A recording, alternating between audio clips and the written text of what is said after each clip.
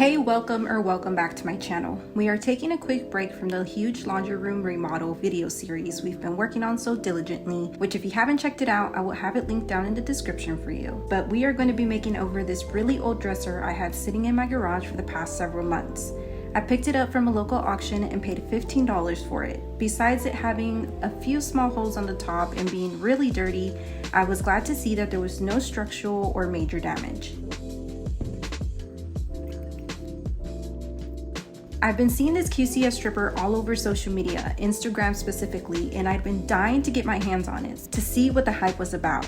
I believe they are a newer company, and this stripper is supposed to be quick, clean, and safe, hence the name. So safe you won't have to wear a respirator or even gloves, but it is meant to remove really old finishes that vintage or antique pieces usually have. There have been some people who've been successful at removing paint with it as well, but it's not labeled for it.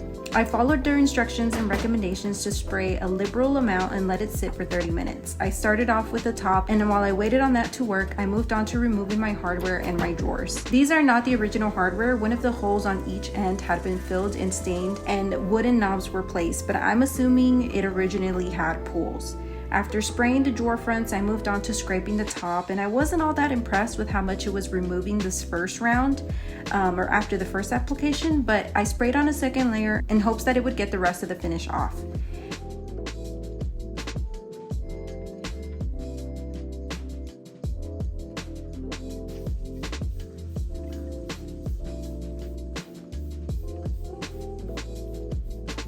It seemed to have worked better on the drawer fronts, and I didn't do anything different, so I'm not exactly sure why it worked better on that and not on the top.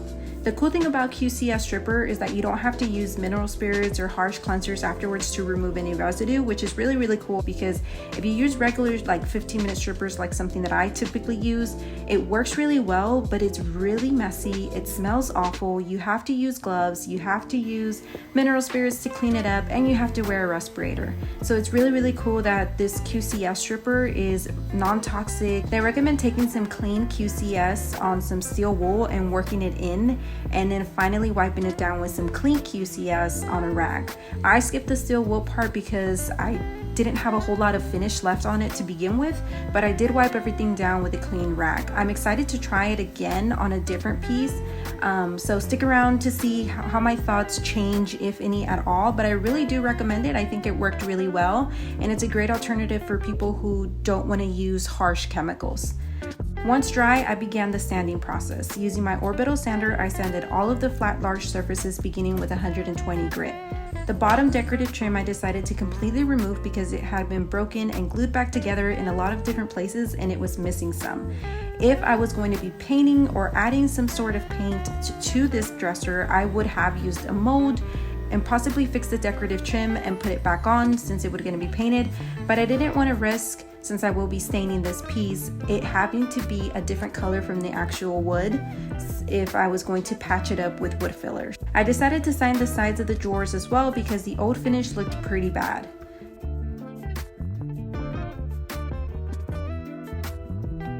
For the smaller, harder to reach areas, I used my multi-tool with the sanding attachment, and I was able to get into all of the little edges.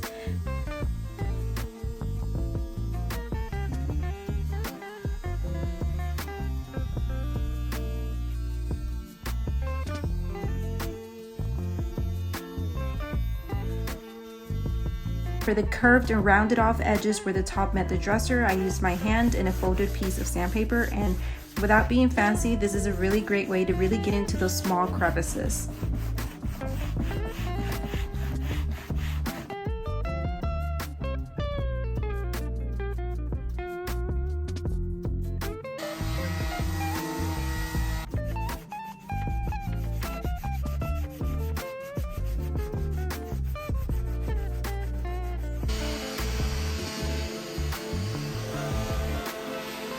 Before I sanded again with higher grits, I mixed some 2-part bond wood filler and filled the holes on the top.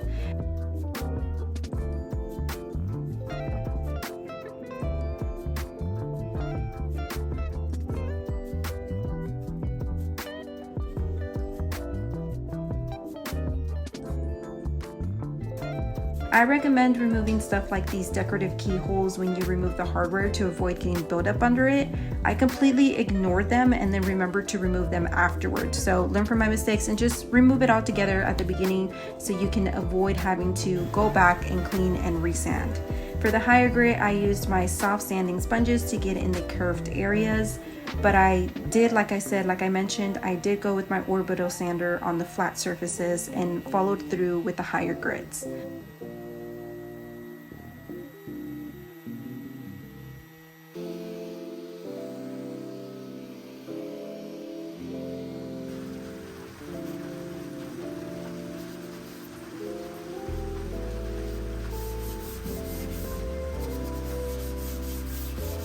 I decided to wait to clean everything until I was done sanding because I knew there was going to be dust everywhere. If I had not used QCS to remove the old finish first and had only sanded it off, then I would have definitely cleaned it first. It's recommended to clean your piece if you're going to sand off the old finish for various reasons, like avoid getting that dirt and grime into the pores of the wood, avoid getting clogged sanding disc from buildup and stuff like that.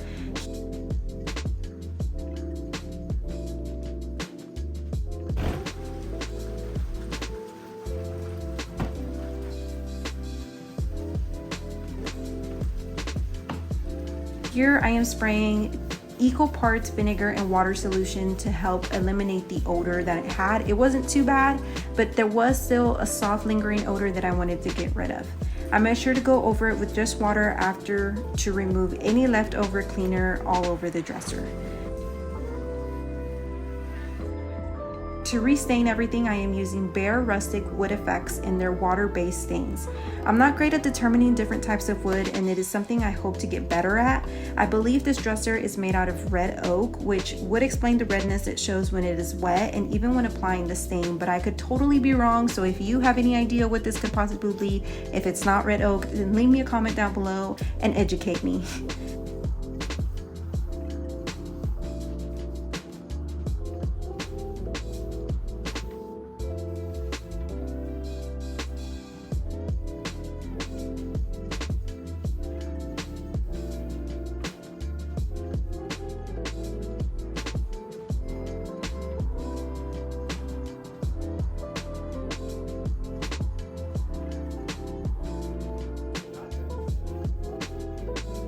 If you've been following me for some time, you know I enjoy cleaning my hardware with Barkeeper's Friend and steel wool. If the hardware is really dirty, I like to do equal parts vinegar and water solution boil before using Barkeeper's Friend, but I didn't feel like these actually needed it. I dug in my hardware stash because I knew I had plenty of old hardware I could choose from that would fit this piece perfectly. After I found the ones I thought would fit well, I also cleaned those the same way I cleaned the keyholes.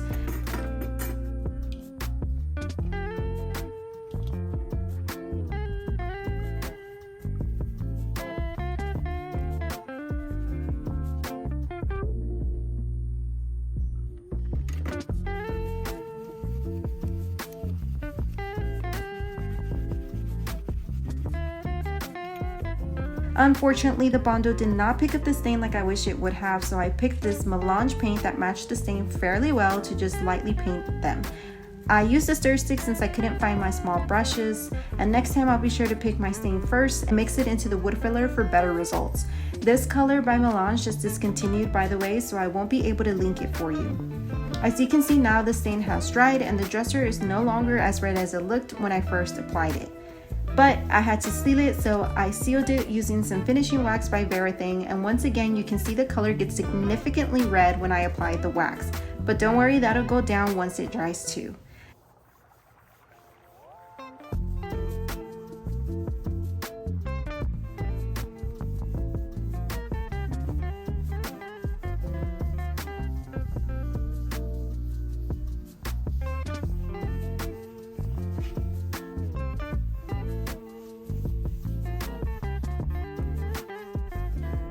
I added the keyholes back as well as drilled into the once filled in hardware holes before adding the new hardware.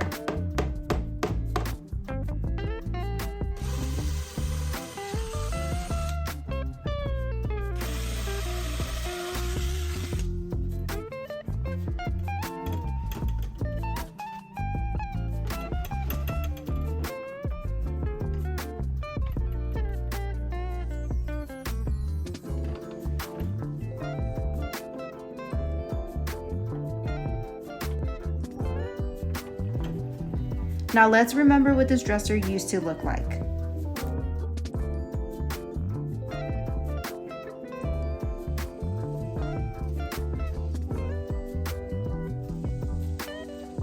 And what it looks like now.